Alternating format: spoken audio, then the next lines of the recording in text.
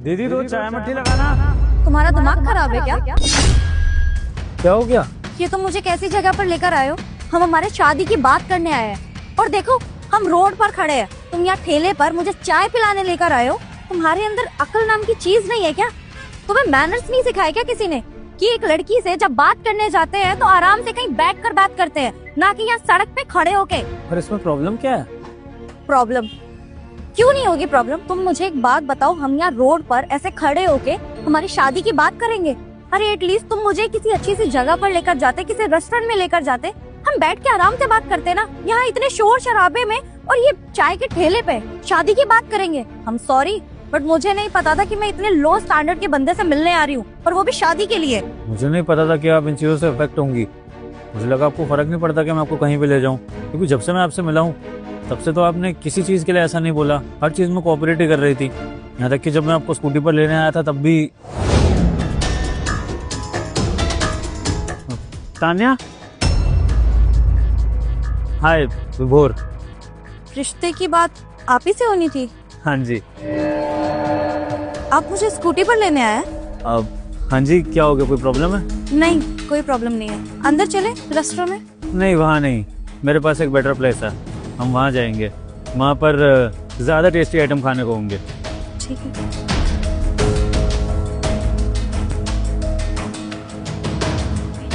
चलो, पता नहीं किस टीचर के साथ फंस गई हूँ मैं। लेने तो स्कूटी पर आया, आई होप खाने पीने के लिए किसी अच्छी जगह पर चले। चले जी। हाँ चलिए। तुम्हें क्या लगता है अगर मैंने एक बार कुछ नहीं बोला तो तुम अपनी हरकतें कंटिन्यू रखोगे क्या? मैंने माना कि तुम मुझे स्कूटी पर लेकर आए, मुझे दिक्कत थी पर मैंने कुछ नहीं बोला। मुझे लगा कि चलो कोई बात नहीं, अगले के पास कार नहीं होगी, एडजस्ट कर लेती हूँ। पर तुमने तो मुझे यहाँ बुला के मेरी बेइज्जती ही कर दी। अरे तुम्हारे पास पैसे नहीं थे तो कोई बात नहीं, मैं बिल पे कर देती, लेकिन ऐसे इंसल्ट करने की जरूरत नहीं थी मेरी। तुम्हारे माँ बाप ने तुम्हें सिखाया नहीं है क्या कुछ कि किसी लड़की को अगर तुम अपनी शादी की बात के लिए लेकर जा रहे हो तो किसी अच्छी सी जगह पर लेकर जाओ, ये नहीं कि हम सड़क पे खड़े होकर बात करेंगे।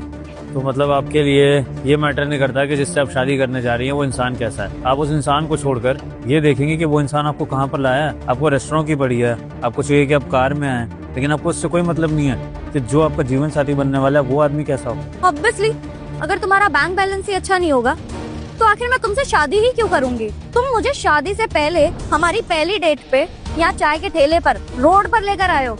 तुम्हें लगता है कि मैं तुमसे शादी करूंगी? मेरा छोड़ो, अगर मेरे घर वालों को पता लग गया कि तुम मुझे ऐसी डेट पर लेकर आए हो, तुम्हें क्या लगता है मेरे घर वाले कभी मानेंगे कि मैं ऐसे फटीचर इंसान से शादी करने वाली हूँ? आई एम सॉरी बट मैं इससे आगे कुछ भी नहीं सोच सकती। अरे तुम्हारा तो कोई स्टैंडर्ड ही नहीं है भाई, स्कूटी से लेने आए हो, ठेले पर तुम मुझे चाय पिला रहे हो।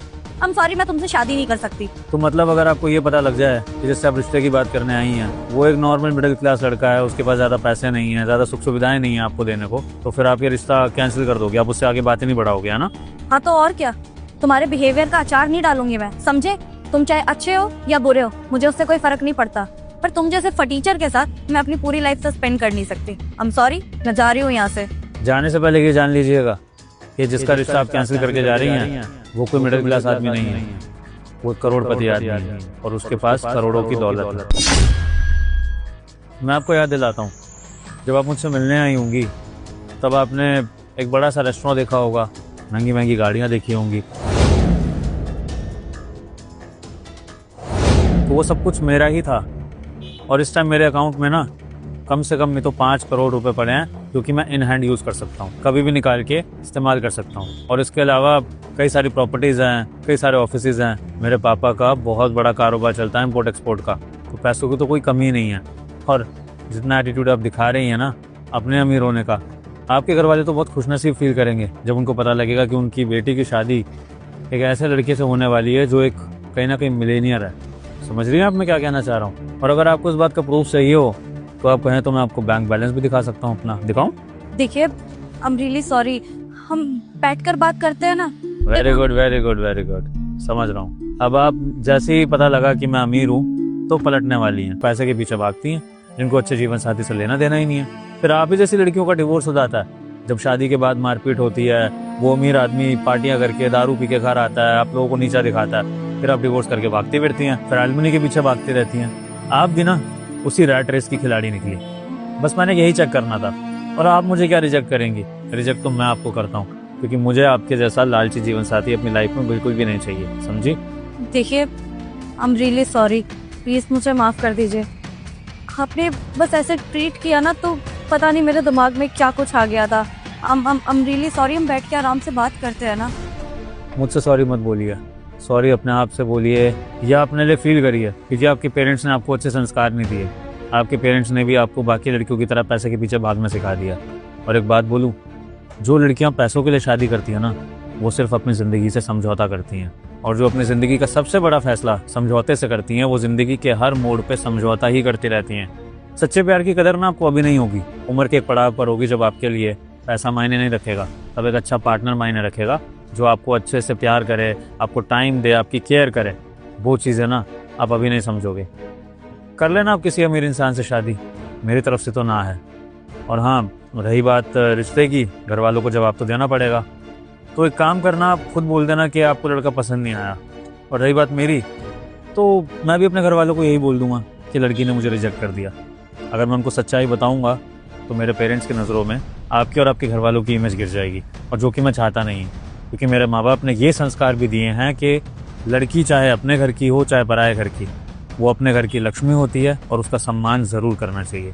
खैर, अच्छी लगी आपसे मुलाकात। उम्मीद करता हूँ कि आपने आज की इस मीटिंग से कुछ सीखा होगा अपने लाइफ के लिए, और नहीं सीखा होगा तो मैंने तो बहुत कुछ सीखा है। अब मैं एक बेटर लड़की के साथ ही रिश्ते की बात करने आऊँगा। और ये जो टेस्ट मैंने आपका लिया है ना, ये टेस्ट मैं आगे भी लेता रहूँगा, ताकि मुझे जीवन साथी भले ही देर से मिले, लेकिन मिले अच्छा, है ना? चलता हूँ। बाय द वे, मैं तो स्कूटी पर आया था। आपको तो स्कूटी पर जाने में बुरा लगेगा ना? आप एक काम करिए, आप एक बड़ी सी टैक्सी बुक कर लीजिए अपनी, और उसमें घर चले जाइएगा। मैं फ़िलहाल अपनी छोटी सी स्कूटी पे ही घर चला जाता हूँ, क्योंकि मुझे फ़र्क नहीं पड़ता है कि मैं स्कूटी से जाऊँ या लग्जरी कार में, दोनों मेरे लिए एक बराबर हैं।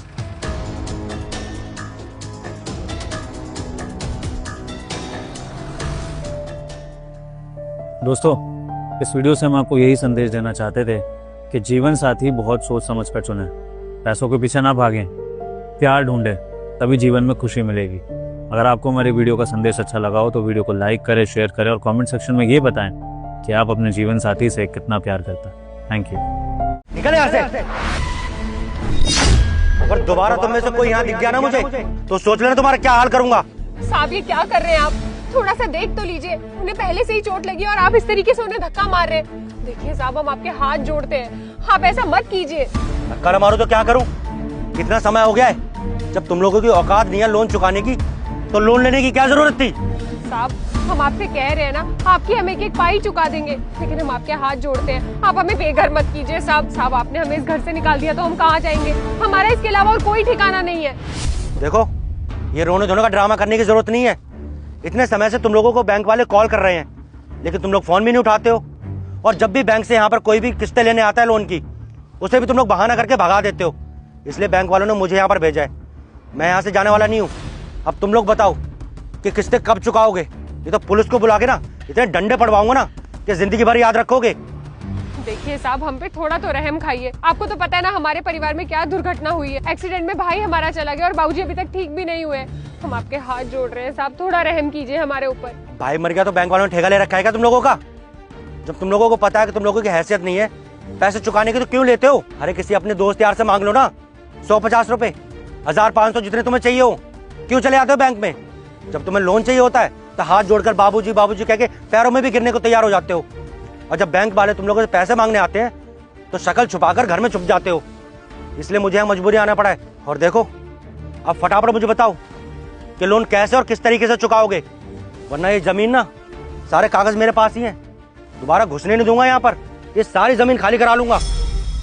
देखिए साहब, मैं अभी अपने बेटे की मौत के सदमे से बाहर भी निकला हूँ, और आप मेरी हालत देख रहे हैं ना साहब। मैं अभी खेती करने के लायक नहीं हूँ, लेकिन साहब जैसे मैं ठीक हो जाऊंगा ना, मैं आपसे वादा करता हूँ, मजदूरी करनी पड़े, कुछ भी करना पड़े, मैं जल्दी से जल्दी आपके पैसे चुका दूंगा साहब। थोड़ा सा वक्त दे दीजिए साहब। साहब, हमारे पास पैसे होते ना तो अभी आपका लोन हम चुकता कर देते, लेकिन साहब पैसे नहीं है। हम खेती बाड़ी वाले लोग हैं और सब घर में बीमार पड़े हैं। आप ही बताइए ना, हम पैसे कहाँ से लाएंगे? साहब जी, हम आपसे कह रहे हैं ना कि हम आपका एक एक पाई चुका देंगे। हमारे घर में सिर्फ कमाने वाला हमारे भाई थे, और वो भी इस दुनिया से चले गए। और हमारे बाबूजी की भी हालत ऐसी हो गई है। आप तो जानते हैं ना, दो बहनों का इन अजनबी शहर में रहना कितना मुश्किल होता है। आप हमें बस थोड़े दिन की मोहलत दे दीजिए, हम आपका एक एक पाई चुका देंगे। बस थोड़ा समय दे दीजिए हमें। कोई टाइम नहीं मिलेगा तुम लोगों को। लोन लेने से पहले सोचना चाहिए था ना कि जब तुम लोगों की बस की नहीं है तो लोन लेना नहीं चाहिए था तुम लोगों को। जब बैंक वाले तुम्हें फ़ोन करते हैं तो तुम लोग फ़ोन भी नहीं उठाते हो, हर समय बहाने पे बहाने बनाते रहते हो। क्यों भाई, बैंक वालों ने ठेका ले रखा है क्या जो तुम लोगों को खर्चे उठाएगा? अनाथ आश्रम खोल रखा है क्या बैंक वालों ने?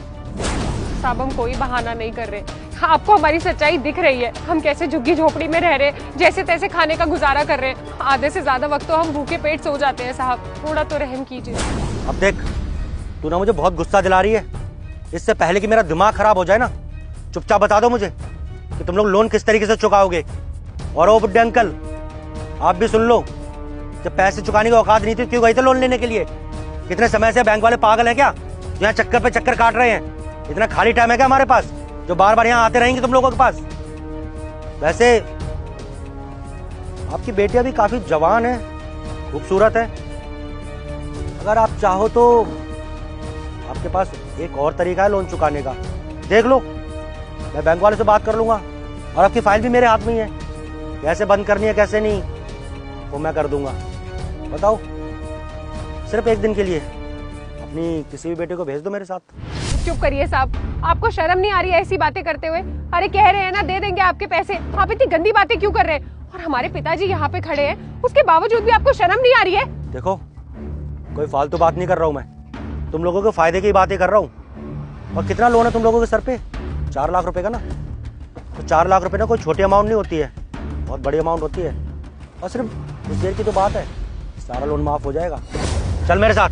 साहब ये क्या बदतमीजी करे? हाथ छोड़े। हाथ छोड़। क्या बदतमीजी है? तू कौन है? इनका मसीहा बन के आया है क्या?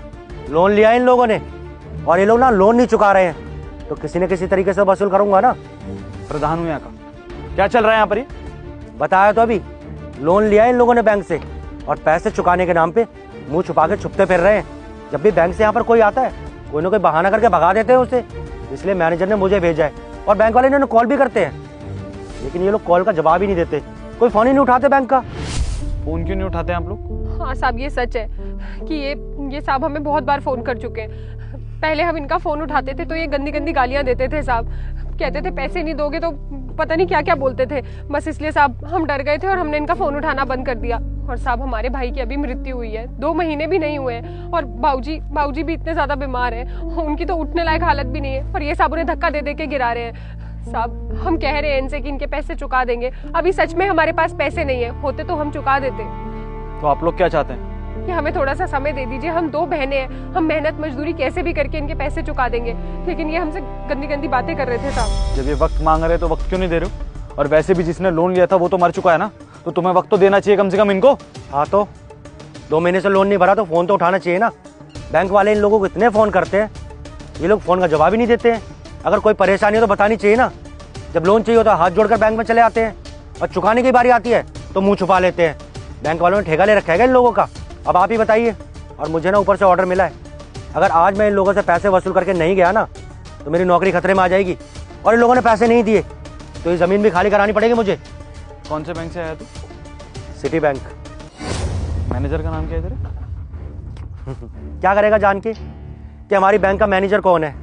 और इस एरिया का ना छोटा सा प्रधान है तू, कोई कहीं का प्राइम मिनिस्टर नहीं है। ये एक फ़ोन लगाएगा और इनका लोन माफ़ हो जाएगा। रिकवरी एजेंट है ना, तो औकात में रहे अपनी, समझा? नाम बता। ठीक है, तेरी तसल्ली के लिए नाम भी बता देता हूँ, कर ले जो करना है, लेकिन इन लोगों का लोन माफ़ नहीं होगा। अंकित धीमान, अंकित धीमान नाम है मेरे मैनेजर का। अंकित धीमान।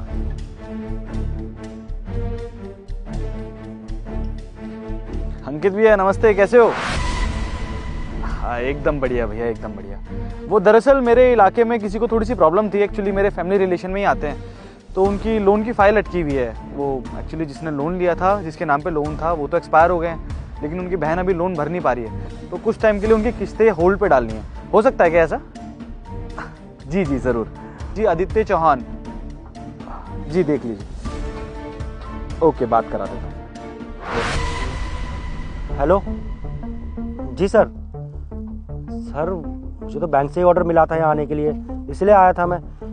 ये लोग सर लोन नहीं चुका पा रहे हैं इसीलिए।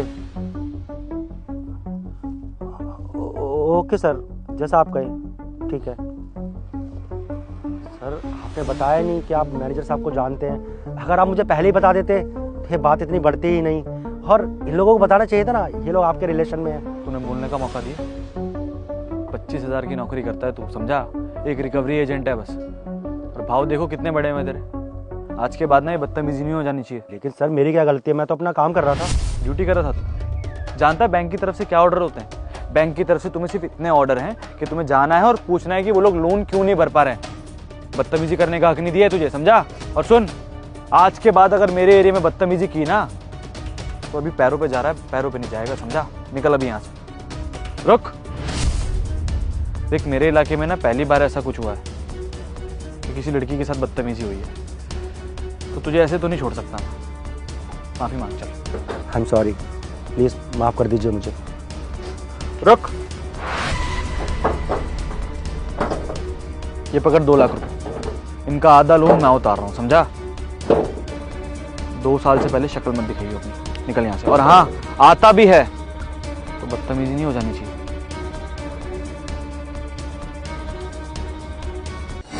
बहुत बहुत धन्यवाद साहब आपका। अगर आज आप नहीं होते तो पता नहीं ये आदमी हमारे साथ क्या करता। आपका बहुत बहुत धन्यवाद। और जो आपने उसे 2 लाख दिए ना साहब, हम वादा करते हैं जल्दी चुका देंगे। अगली जैसी हमारी फसल होगी ना, उसको कटवाने के बाद हमें जो भी पैसे मिलेंगे वो हम आपको चुका देंगे साहब। कोई बात नहीं। देखिए ये एरिया मेरा परिवार है और मैं अपने परिवार के लिए इतना तो कर ही सकता हूँ ना। लेकिन बस एक छोटी सी रिक्वेस्ट है आप लोगों से, अगर ऐसा कुछ होता है, कोई बदतमीजी करता है, तो आप लोग सीधा मेरे ऑफिस में आइए करिए, ताकि मुझे इस बारे में पता रहे। मैं नहीं चाहता कि इस एरिया में किसी के साथ भी कुछ भी गलत हो। और हाँ, ये कुछ पैसे हैं, आप रख लीजिए। अभी आपके पापा की तबीयत भी ठीक नहीं है और मुझे नहीं लगता कि आप अपने भाई के सदमे से उभरे होंगे, तो ये आपके काम आएंगे। साहब आपने वैसे ही हमारी इतनी मदद कर दी है, ये पैसे हम नहीं ले सकते साहब। देखिए एहसान नहीं कर रहा हूँ, जैसा कि मैंने पहले भी कहा कि ये एरिया मेरा परिवार है, तो अपने परिवार की छोटी सी मदद कर रहा हूँ और कुछ भी नहीं। रख लीजिए। धन्यवाद साहब।